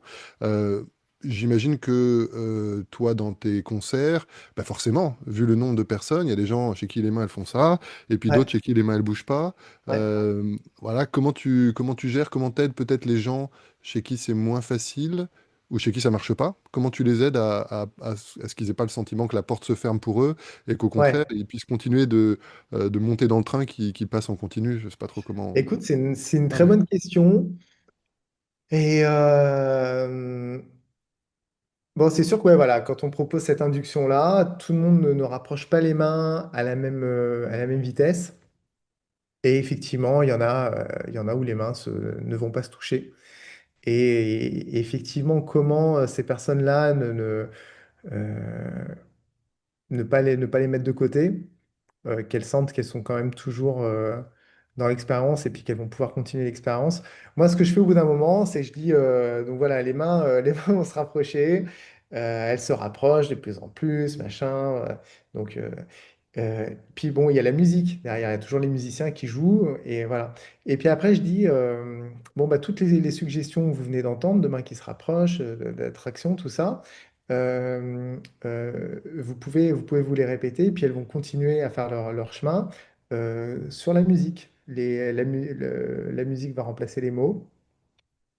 La musique va remplacer les mots et les mains vont continuer de se rapprocher en tout cas quelque chose se rapproche en vous et puis voilà et puis moi je joue mon truc et effectivement je vois que les mains continuent de se rapprocher et puis ceux pour qui ça n'a pas beaucoup bougé et après je termine le morceau donc ça dure 1 ou 2 minutes où tu vois je laisse triper comme ça juste sur les sons. Alors avant, il y a eu beaucoup de suggestions de ressentir les sons. Au tout début, je leur dis, tendez une main, vous allez recevoir un son dans la paume ouverte de votre main. Quel est le poids de ce son? Quelle est sa forme, sa couleur? Comment il se diffuse dans le corps? Comment il imprègne toute votre respiration? Tout ça. Donc les gens deviennent méga sensibles au son, ce qui permet après, quand je dis, voilà, les mains vont continuer de se rapprocher avec les sons, ça devient un peu plus possible. Et je termine tout simplement cette musique par, maintenant, vous êtes prêts pour le voyage, tu vois. Euh, je dis pas que les mains se soient touchées ou pas parce que je trouve que ça fait trop pansement et les gens vont se dire ouais il est sympa machin. Donc je dis maintenant vous êtes prêts pour le voyage. Et après après les gens ils prennent ou ils prennent pas. Hmm. C'est eux qui vont se dire non je suis pas prêt, oui je suis prêt. Euh, Très clair. Excellent. mais Euh, je dis pas le truc ouais. même si les mains se sont pas touchées c'est quand même bien parce que moi je déteste entendre ce genre de truc. C'est très bien quand même. Cool. C'est vrai que, bah, juste pour donner un peu de matière aussi dans mon expérience, j'ai l'impression qu'il y a deux manières d'échouer avec les mains miroirs. C'est soit que les mains, elles bougent pas, mais de manière hypnotique, c'est-à-dire qu'en fait, les gens, ils ont fait une catalepsie. Donc, ils ont Ouais. répondu de manière créative et ils ont les mains bloquées. Et ça vaut le coup de l'évoquer parce que si les gens ils sont là, zut, j'arrive pas à rapprocher mes mains, je suis en échec, puis que tu leur proposes d'essayer de forcer le rapprochement des mains et que les mains ils n'y arrivent pas, ce qui paraissait être un échec est en fait une super preuve de créativité personnelle. C'est-à-dire leurs mains ont réagi de manière différente à la suggestion. Ouais, Et puis aussi d'autoriser les gens chez qui ils sentent que les mains, elles n'ont qu'une envie, c'est de se poser, bah voilà, de les laisser descendre ouais, également un peu à leur rythme. Souvent, en plus, tu parlais de tension dans la musique. Ça peut créer de la tension quand on reste longtemps avec les mains comme ça. Et ouais. donc, ça ouvre aussi une porte derrière à une forme d'hypnose plus axée détente. Détente, sommeil, et puis volontiers imaginaire aussi, parce que après on peut ouvrir une porte dans son esprit et puis rentrer dans un espace et ceci et cela. Ouais, non, mais c'est une bonne idée, effectivement, de quand tu as des personnes qui sont comme ça. Moi, ce que je leur dis aussi, c'est, parce qu'ils ont encore les yeux ouverts à ce moment-là, je les mettez les mains comme ça et faites-les se rapprocher pour vérifier qu'il n'y a rien qui vous gêne, des vêtements, des machins. Ok. Donc déjà, ils savent qu'ils ont la possibilité, que c'est possible, quoi. Et après, je trouve ça très bien, effectivement, que tu dises, ben, peut-être que certains parmi vous vont ressortir qu'ils ont les mains comme complètement figées. Et moi, je vais continuer mon hypnose pour dire que les mains vont se rapprocher, mais pour ceux qui ont les mains exactement figées, ça peut être aussi une sensation de rentrer de plus en plus en état d'hypnose. Et ça laisse une petite porte de sortie. C'est un peu ça que tu fais, non? C'est ça? Ouais, tout à fait.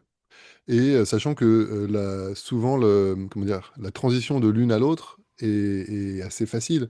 C'est-à-dire que si la personne a l'impression d'être en échec et qu'elle ne se rend pas compte qu'elle a une catalepsie, donc les mains ne vont pas trop se rapprocher. Par contre, si tu dis, bah, regardez, vous êtes en catalepsie, vous pouvez même tester votre hypnose, plus vous essayez de forcer, plus les mains restent figées.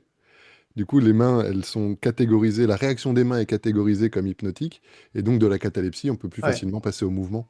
ouais, Euh, bon, bah, c'est un petit truc que j'utilise souvent, parce que j'utilise beaucoup cette technique que j'apprécie beaucoup. ouais, ouais, ouais. Ah, mais c'est vrai que je me suis posé la même question que toi, effectivement, quand je vois que les gens, certaines des mains se rapprochent pas, c'est qu'est-ce qu'on fait de ces gens-là? Bah, c'est là où ça vaut le coup d'avoir, je pense, un petit peu anticipé. Après, si tu as du bol et que tu es intelligent, peut-être que ton cerveau, en direct, il va trouver une bonne suggestion, une bonne manière d'anticiper. Moi, dans mon ressenti, dans mon expérience, j'ai l'impression que, d'ailleurs, c'est un peu ce que tu disais, tu fais des boucles, quoi. C'est-à-dire, tu bosses, tu prépares, tu fais tes trames, limite, tu écris, tu dis qu'il y a des formulations que tu répètes par cœur parce qu'elles sont belles. Bah oui, il y a des formulations qui sont le fruit du travail, d'en avoir testé différentes. Puis tu te dis, tiens, ok, cette manière de le dire, avec ce tempo. Ouais, Tiens, en plus, ça fait une rime, on sait que le cerveau, il aime bien les rimes. Tac, il y a un truc. ouais. Ou un rythme ternaire, on sait que ça fonctionne bien. Ah bah, et du coup, ça, c'est le fruit du travail qui mérite d'être, Hmm, sur lequel on mérite de capitaliser, de réutiliser. hmm, Et on va pas réinventer l'eau tiède, ce serait hyper fatigant et puis oui. probablement d'un niveau bien inférieur que ce qui a été un peu préparé, sans s'accrocher à son script comme s'il faudrait que tu le lises par cœur. Je pense que c'est un peu ça le dosage. Euh, j'ai encore plein de questions à te poser. J'essaie de focaliser sur les plus intéressantes, les plus pertinentes. Je pense à tes musiciens. Tu les as briefés, tu leur as fait vivre une expérience d'hypnose pour qu'ils puissent le ressentir de l'intérieur et du coup être au plus près de l'expérience du public. J'imagine que c'est pas toujours nécessairement exactement les mêmes, ou au contraire si, tu as un crew, tu as une équipe, et tu dis, ah, eux, c'est avec eux que je fais mes Ouais. concerts sous hypnose, donc je fais ce concert sous hypnose. Voilà, quel est leur rapport à l'hypnose? Tu leur as fait vivre et vous l'avez préparé? Ça fonctionne comment? Alors, les musiciens, donc c'est euh, donc au tout début des concerts, donc finalement, donc je rentrais d'Australie là avec ce fameux album sur les éléments. J'ai constitué un groupe pour enregistrer et pour faire une tournée donc de concerts normaux en club. Et donc c'est dans cette tournée que je me suis dit, tiens, je vais faire des concerts sous hypnose. Donc évidemment, j'ai voulu le faire avec ces musiciens-là. Et ben, tu sais, le jazz, c'est un milieu qui est très élitiste en fait. On ne se rend pas compte, mais c'est des musiciens exceptionnels. Et d'un coup, de faire un truc, tu vois, qui pouvait devenir peut-être un peu grand public, un peu hypnose, machin. Il y a un des musiciens qui était assez jeune, un peu un génie, tu vois, de la batterie et tout.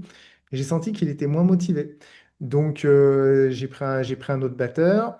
Il y avait de la harpe dans ce premier groupe et une super harpiste qui vit à Nice. Et donc, nous, les concerts, à ce moment-là, on les faisait beaucoup à Paris.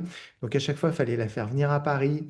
Moi, bon, heureusement, elle était sponsorisée par une super marque de harpe, mais il fallait que j'aille chercher sa harpe parce qu'évidemment, elle ne pouvait pas monter à Paris avec sa harpe. Donc, au bout de 15 concerts où j'allais chercher la harpe, je lui payais le billet d'avion et tout pour aller gagner des clopinettes, à faire des concerts sous hypnose, j'ai arrêté.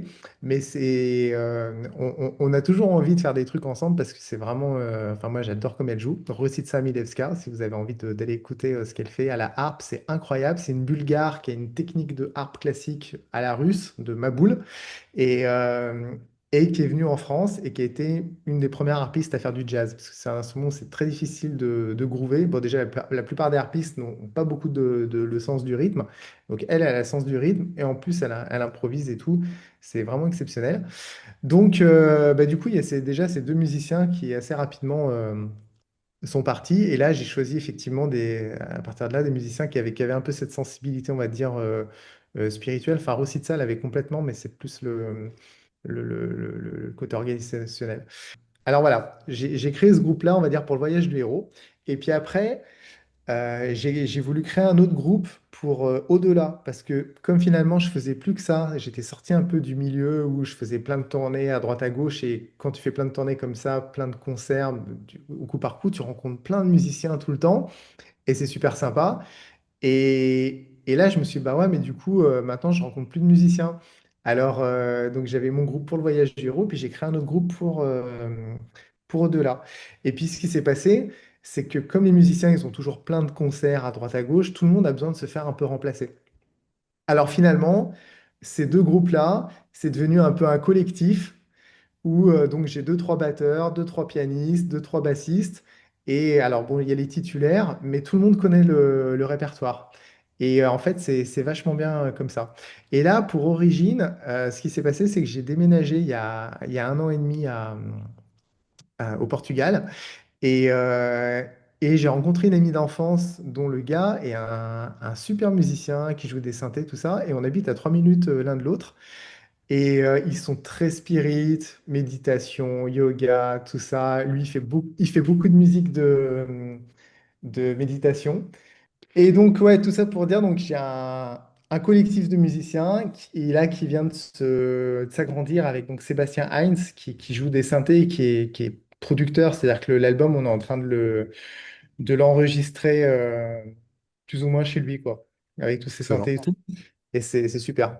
Et du coup, vous allez être plutôt deux sur scène, juste toi et lui? Alors là, le nouveau spectacle, on va être trois. Il y aura lui et il y aura le violoniste David Lombardi qui joue aussi dans Au-delà et qui lui aussi a deux ou trois remplaçants. Euh, et c'est vraiment des pointures parce que il y a un de ses remplaçants là qui vient d'avoir une victoire du jazz. Donc là, c'est victoire du jazz, c'est un peu comme un Grammy. Enfin, c'est un truc de Wow. ouf. Ouais. Un autre là qui est encore au CNSM, qui est une espèce de... Ouais, je suis vraiment entouré de super musiciens, donc c'est très très agréable. Et là, et pour le coup, ils sont à fond dans le projet, ouais. Ouais, excellent. De l'art de savoir bien s'entourer. Et du coup, tu leur as fait vivre de l'hypnose formelle, peut-être même dans des séquences d'exploration créative, ou c'est vraiment juste au fil de l'eau à force de suivre des Juste à concerts? Sébastien, et il voulait faire justement un voyage dans les vies antérieures, donc on a passé 2 heures à la maison là-dedans. Et sinon, les autres, non, ils n'ont pas vécu de... Alors, ils me disent des fois sur scène, il y en a qui plongent un peu dans le truc. Mais non, je l'aurais pas fait vivre d'expérience en soi. Excellent, on se rapproche de la fin du temps qu'on a ensemble. Euh, Sur ton processus créatif, alors, mm, tu nous as un peu évoqué, voilà, mais évidemment, avec ton histoire, notamment de l'apprentissage de la musique et de la programmation, etc. euh, Qu'est-ce que tu peux nous dire? Est-ce que tu utilises l'hypnose de manière formelle? Tu te dis, tiens, je vais me faire un moment de transe hypnotique pour m'aider dans ma création? Ou alors, c'est quelque chose de très diffus, voilà, tu as juste tout ton travail et ton inspiration qui prend forme sans avoir besoin de faire d'induction formelle, je dirais. Bon. Autrement dit, comment tu utilises, est-ce que et comment tu utilises l'hypnose dans ton processus créatif? Ouais. Euh, alors là, avec les bon, pour au-delà, clairement, je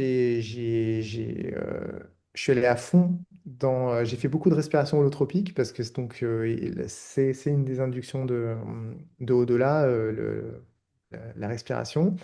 Donc, il y a eu un moment où je me faisais 3 quarts d'heure de respiration par jour pour entrer à fond en transe et j'écoutais dans cette respiration et en transe, j'écoutais les musiques que j'avais composées, enfin le travail de la veille.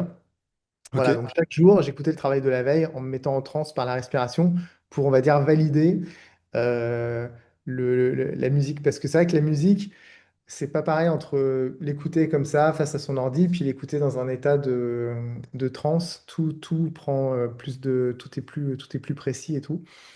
Surtout Donc, que tu as une oreille, excuse-moi, je t'interromps, mais tu as forcément une oreille technique vu que c'est ton métier. Et donc, ouais, ça doit être aussi intéressant d'arriver à faire la part des choses entre j'écoute si les notes exactement. sont bonnes, si les rythmes sont bons, si les harmonies, j'en sais rien, je sais pas, je connais pas assez. Et je me laisse transporter, je me laisse traverser, presque comme un Ouais, néophyte pourrait se faire emporter par la musique, quoi. ouais. En fait, plus j'avance dans ce concept, plus je ressens que la musique doit être comme une musique de film, et donc très émotionnelle et très suggestive. Et donc, en état d'hypnose, ouais, ça me permet d'écouter la musique justement pas de façon. Si, je l'écoute toujours de façon technique, mais de me laisser embarquer par l'émotionnel de la musique. Voilà. Et Donc ouais, donc plutôt, je rebondis, donc plutôt tu dis création artistique, musicale normale, et ensuite vérification, ouais, expérimentation alors de ta voilà, propre musique en transe. c'est ça. Je peux faire la vérification en état d'hypnose pour ressentir si ça marche bien. Et puis, je peux composer aussi. Tu vas me mettre, je sais pas là, par exemple, pour la régression, bah, je vais aller dans une vie antérieure et fort de cette expérience, moi, il y a toujours un peu des sons dans ma tête. Tu vois, il y a toujours un peu de musique. Donc, dans cette vie antérieure, bah, c'est quoi la musique de cette vie antérieure? Puis, ça m'emmène sur un truc. Des fois, je me mets en état d'hypnose et puis j'enregistre du sax. Je vais enregistrer, je sais pas, 20 minutes de sax. Puis après, je vais réécouter et je vais garder ce qui est bien. Ça va être mon morceau. Parce que souvent, je compose au piano. Et donc, tu vois, je vais trouver des mélodies, des accords. Et puis, un moment où je vais être un peu bloqué. Donc là, je me fais une hypnose, je joue du sax et je garde ce qui est cool. Puis après, je le réécoute le lendemain en état d'hypnose. Puis, bah non, en fait, c'est de la merde. Tu vois, et en fait, j'avance comme ça, mais c'est millimètre par millimètre. C'est rare que je reçoive un morceau d'un coup. Tu vois, quand je discutais là avec le chaman là en Amazonie, eux, ils reçoivent des Icaros. C'est-à-dire qu'ils prennent de l'ayahuasca et ils downloadent un truc, paroles et musique, tac, c'est plié. En 5 minutes, ils ont leur musique. Moi, ça m'est arrivé quelques fois, mais c'est quand même très rare. Je passe beaucoup de temps à peaufiner. Puis après, je suis un peu un maniaque, donc je rentre tout ça dans l'ordinateur. Comme je compose, donc du coup, je rentre le piano, le violon, le synthé, le sax. Donc finalement, je fais une maquette et je la mixe. J'arrive presque à un résultat définitif. Puis après ça, je le donne en ce moment donc à Seb, qui lui va poser ses vrais synthés. Et donc là, on est vraiment dans cette phase-là où il met ses vrais synthés. Donc comme il pose ses vrais synthés, que c'est vachement mieux que ce que j'ai fait, moi du coup, ça me donne d'autres idées. Après, on va faire enregistrer le violon, parce que pour l'instant, c'est du violon joué au synthé, donc un peu tout en carton. Là, on va enregistrer le violon. C'est pareil, j'ai écrit des partitions, mais lui, il va sublimer les partitions. Et en fait, ça avance comme ça et tout est mêlé, c'est-à-dire que la composition et la production, voire même le mixage, tout est imbriqué. C'est ça qui est un peu passionnant dans la musique qu'on vit aujourd'hui, c'est que c'est pas juste jouer des instruments, c'est aussi la façon d'enregistrer, de mettre tel reverb. Euh, Tu vois, si au sac je fais poète, tout seul, c'est pas beau, mais si je mets une belle reverb derrière, ça peut presque faire un morceau, tu vois. Donc, il y a, il y a- il y a- il y a tout ça à prendre en compte. Puis, faut que je te montre, mais là, tu vois, j'ai tout un. Je sais pas si tu vois un Mhm. pédalboard. Non, tu le Carrément. vois d'ici? Non. Ouais, nickel.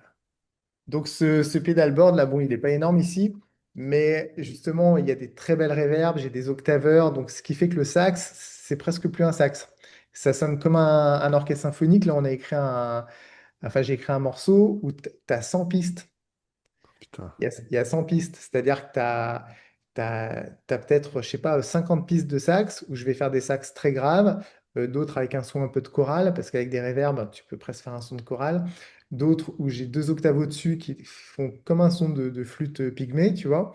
Et donc, tout ça superposé donne une impression très massive, presque d'orchestre symphonique, mais c'est pas un orchestre symphonique avec des violons, donc c'est des textures qui sonnent modernes, donc ça fait comme un orchestre symphonique de l'an 3000, tu vois, ou qui vient de l'espace.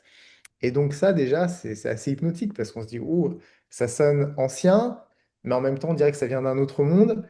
Et donc, moi, je suis dans ces recherches de timbres aussi, parce que ouais, la composition, aujourd'hui, c'est beaucoup des timbres, c'est beaucoup des textures.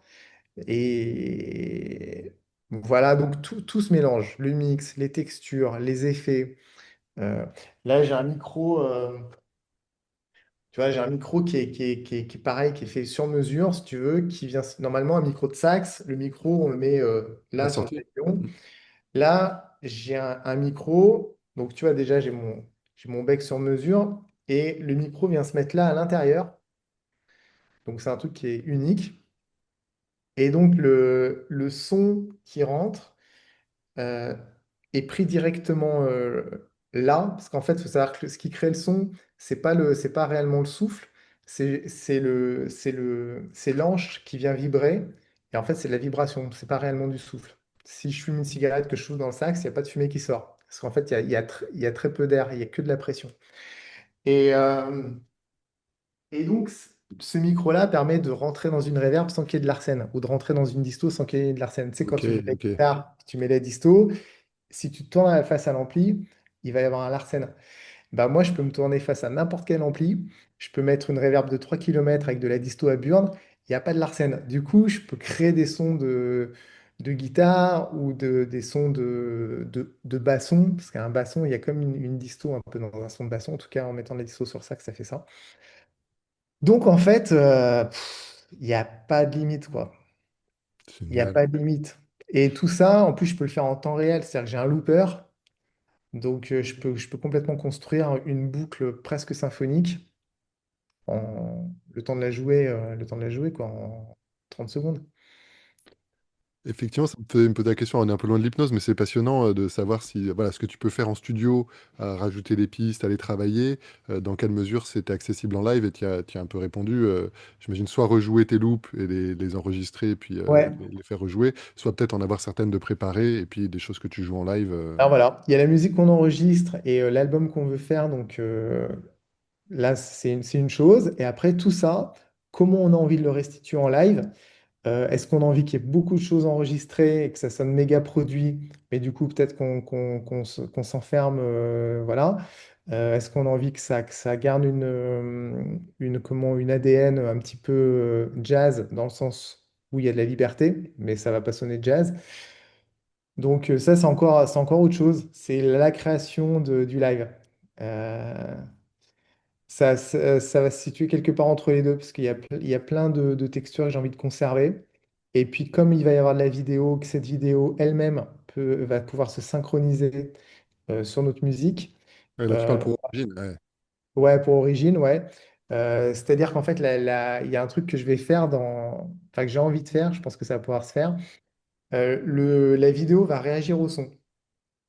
Donc, par exemple, je peux faire un son qui est fort et en vidéo, ça crée ça. Et un son qui est moins fort et ça crée ça. Donc, du coup, je vais pouvoir demander aux gens de respirer, par exemple, sur mon son. Je vais faire Wouah Wouah ou alors et en fait, les gens vont respirer, ils vont associer le son à leur respiration, ce qui fait qu'au bout d'un moment, j'aurai plus besoin de parler, ils vont continuer à respirer avec le son et l'image. Donc, il y a des trucs de ouf à faire. Ouais, c'est génial de faire de la cohérence cardiaque ou n'importe quel rythme d'ailleurs de Exactement, je peux faire la respiration. cohérence cardiaque sans parler et avec du son. Génial. Ok, super, c'est passionnant tout ça. Merci beaucoup, Geoffrey. Et tu as écrit un bouquin aussi, tu veux nous dire en quelques Ouais, mots mais de quoi il absolument. s'agit? Euh, Quel est le thème? Qu'est-ce que tu as voulu partager par l'écrit en complément de la musique? Alors, écoute, c'est en fait les éditions Le Duc qui sont venus me proposer d'écrire un livre. Moi, ça a toujours été un petit peu un rêve d'écrire un bouquin. Donc, quand ils m'ont fait la proposition, j'étais méga content. Et ils m'ont dit, il serait bien d'écrire un bouquin genre comment réussir sa vie avec l'auto-hypnose ou comment réaliser ses rêves avec les états de conscience modifiés, tout ça.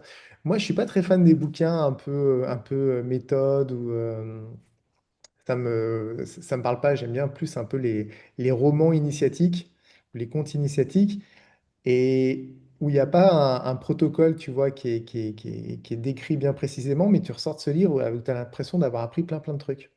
Et il y a un bouquin que j'avais beaucoup aimé qui s'appelle Autobiographie d'un yogi. Je sais pas si tu connais. C'était Yogananda qui avait écrit ça, donc un yogi indien qui est venu transmettre le yoga en Europe dans les années 30, je crois, et bon, qui a une vie de dingue, et qui a écrit ce bouquin, Autobiographie d'un yogi. Moi, j'avais adoré ce livre. Alors, du coup, bah, j'ai écrit Autobiographie d'une conscience. Et donc, pour un peu en hommage à ce bouquin-là. Et plutôt que de donner plein de clés d'hypnose, de machin, en plus, moi, je suis pas spécialisé enfin, je connais bien l'hypnose, mais il y a plein d'autres trucs qui m'intéressent, comme donc le chamanisme, la médecine chinoise, tout ça. Donc finalement, à travers, on va dire, mon histoire, qui est anecdotique, je donne plein de tuyaux, ben, comme donc la visualisation pour apprendre des trucs. Bon, moi, j'ai appris la clarinette, j'ai arrêté de fumer avec l'auto-hypnose, donc je donne des tuyaux, comment faire une bonne visualisation. J'ai eu deux maladies auto-immunes. Donc, pareil, comment je suis allé chercher les causes de ces maladies et comment les réparer, les guérir. Pareil avec l'auto-hypnose, le transgénérationnel, tout ça. Bon, bah, cette idée de concert sous hypnose, je suis allé au Pérou, donc je raconte mes trans amazoniennes et puis puisque les échanges avec le chaman. Donc, finalement, ce bouquin, il donne plein de clés comme ça à travers tout simplement bah, mon histoire, qui est l'histoire de quelqu'un bah, de normal, qui a des rêves, qui essaye de les réaliser, qui a des maladies, qui essaye de s'en sortir. Et puis voilà quoi. Plein de petites anecdotes croustillantes de tournées, de voyages, parce que donc avec toutes ces tournées, j'ai fait un peu le tour du monde. On allait plusieurs mois en Russie avec Patricia Cass, on allait en Amérique du Sud avec Aznavour, il y a eu le Stade de France avec Yannick Noah, donc pareil. Je l'ai beaucoup vu visualiser. C'est quand même enfin, c'est un grand sportif, Yannick Noah, qui a une capacité de concentration et de réalisation de ses rêves de ouf. D'ailleurs, il a mis un petit verbatim sur mon bouquin. Et ouais, je trouve que c'est vraiment quelqu'un qui a réalisé ses rêves, qui aujourd'hui est chef de village au Sénégal, je crois, ou au Cameroun, je sais plus.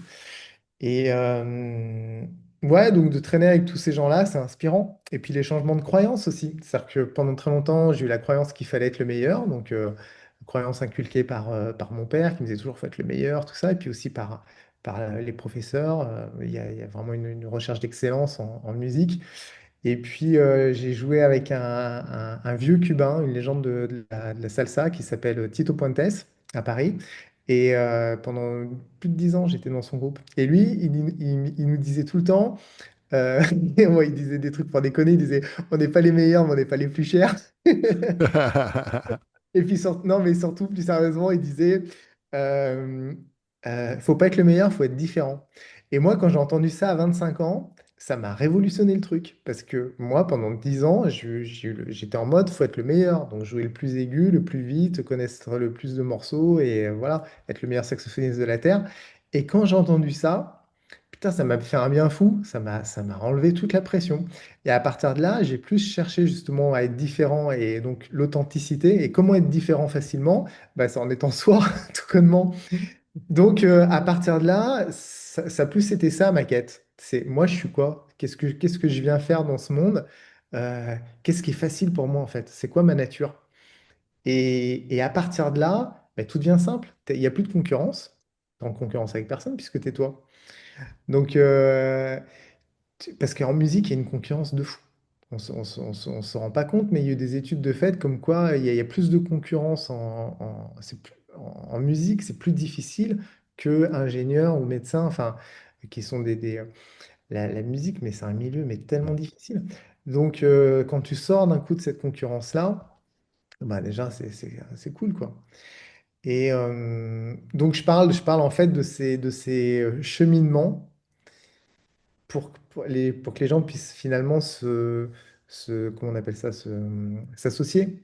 à ça et se dire, bah oui, moi aussi, finalement, tiens, je peux changer de croyance à tout moment et décider de croire à un truc qui est plus, qui est plus facile. Je parle aussi du moment où, au début des concerts sous hypnose, ça marchait pas. Donc moi, je perdais de l'argent à tous mes concerts. Je produisais les concerts, j'ai jamais trouvé de tourneur. Donc je produisais les concerts. Chaque concert, je perdais 1000 euros, 2000 euros. Donc quand on fait un par mois ou deux par mois, ça commence à être compliqué.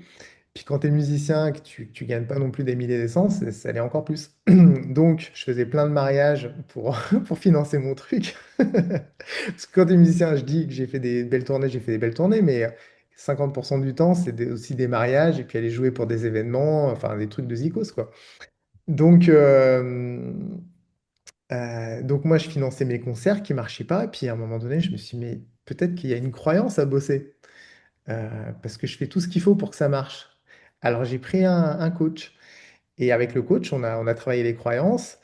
Et ce travail de croyance, ça résidait en quatre questions finalement. C'est euh, qu'est-ce que mes pensées me disent? Bah, mes pensées me disent que je travaille pas assez, que je suis pas assez bon. Euh, qu'est-ce que ça dit de moi? Donc là, ça vient chercher la croyance. Qu'est-ce que je décide de, qu'est-ce que je décide de croire?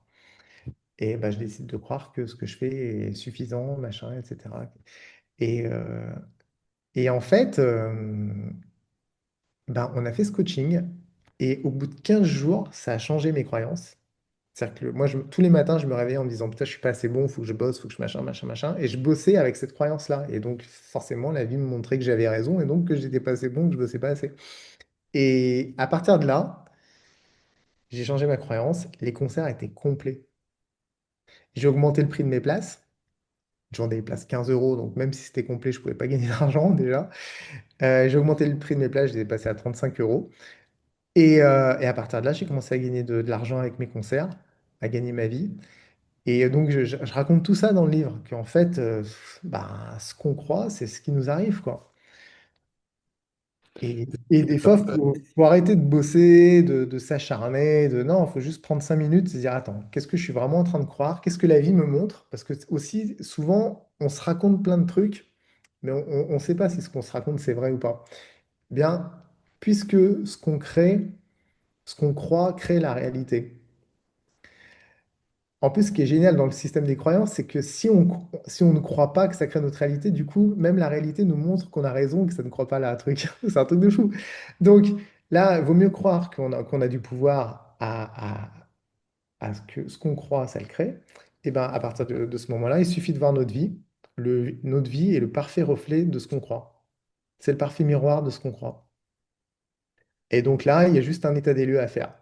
Où est-ce que j'en suis sentimentalement, professionnellement, dans ma santé, dans ma joie de vivre, dans mon machin? Ok, bah en fait, ça, c'est l'état de mes croyances. Et maintenant, qu'est-ce que je décide de croire? Et ça, c'est comme la visualisation, ça ne marche pas comme ça. Il faut apprendre son cerveau à vraiment y croire. Et la clé, c'est pas de se dire, bah, je décide de croire que je suis Jésus. C'est je décide de voir de moi ma capacité à croire que ma conscience a un pouvoir, par exemple. Donc, c'est pas ma conscience a un pouvoir, non, je décide de croire en ma capacité, je décide de voir ma capacité à ce que ma conscience a un pouvoir. Du coup, d'un coup, tu orientes ton attention sur, je sais pas, les synchronicités ou les moments où tu as pu transformer un sentiment de mal-être en quelque chose de positif, enfin tout ce qui est, voilà. Je dis ça par hasard, mais je décide de voir de moi ma capacité à, euh, à travailler en imaginant que je suis différent et pas le meilleur, par exemple. Voilà. Donc la clé, à mon avis, à mon sens, c'est pas je décide de croire que je suis tout puissant. Non, c'est je décide de croire, je décide de voir de moi ma capacité à, à voir ma puissance, par exemple. Et donc, ça va orienter tous les moments de la journée vers ces petits moments bah, de puissance, de capacité, de joie, de gratitude, de tout ce qu'on veut mettre dans notre vie, tout ce qui manque ou tout ce qu'on ne voit pas surtout. Tout ce on ne voit pas parce qu'on voit autre chose de nous. On voit notre impuissance, notre incapacité, notre petitesse, voilà. Donc, orienter l'attention sur ce qu'on a envie d'être et en fait sur ce qu'on est déjà, mais qu'on ne voit plus. Et donc, forcément, on vit la vie qu'on voit. Donc, tout simplement regarder ailleurs. Le bouquin, il parle de tout ça. Donc, en fait, il donne plein de clés, mais sous la forme d'une histoire. Génial. Bah, écoutez, chers auditeurs, auditrices, si écouter Geoffrey vous a touché, comme c'est le cas pour moi, vous fait voyager, Ah, en plus avec d'aller le un- voir en concert, vous savez quoi faire et on mettra évidemment tous les liens en description. Passionnant, j'ai hâte de venir te voir. J'ai l'impression d'avoir déjà vu là dans toutes les images que tu m'as aidé à créer dans ma tête en t'écoutant. Pour finir, j'ai deux questions. Il y en a une que je pose toujours aux thérapeutes et aux formateurs. Alors, c'est moins ton cas, mais à voir. Et puis, peut-être que c'est un peu pour mon bénéfice personnel parce que ça m'intéresse. Savoir si tu as des trucs et astuces. On a déjà parlé un peu de la gestion du groupe. Je pensais en termes de combinaison de l'hypnose et d'une autre pratique. Donc moi, je fais pas mal de dégustations de vin et d'autres produits amplifiés par l'hypnose. S'il y a des gens qui nous écoutent et qui ont peut-être une pratique par ailleurs et qui disent, tiens, j'aimerais bien venir voir comment l'hypnose peut se connecter, peut venir bonifier cette pratique-là. Bon, en vrai, tu nous as déjà donné pas mal d'infos, mais si jamais il y a une ou d'autres idées qui te viennent en tête. Et puis, la fin, c'est vraiment très libre de se dire, voilà, si jamais il y a un thème, une question, un sujet dont tu aurais aimé qu'on parle, qui te brûle le cœur, je sais pas, ou les lèvres, en tout cas, voilà, la fin de l'interview te sera vraiment complètement libre pour que tu puisses nous parler de ce dont tu as envie, qui te paraît intéressant.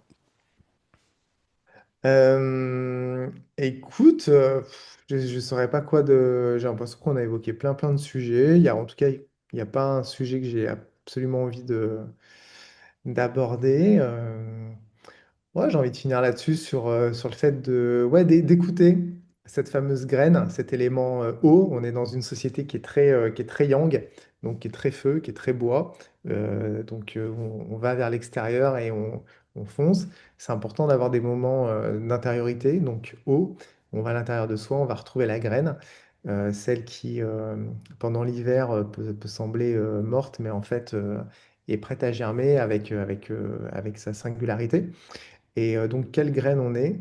Aller, aller à la rencontre de ça pour avancer ouais, avec authenticité et honnêteté dans sa vie. Ouais.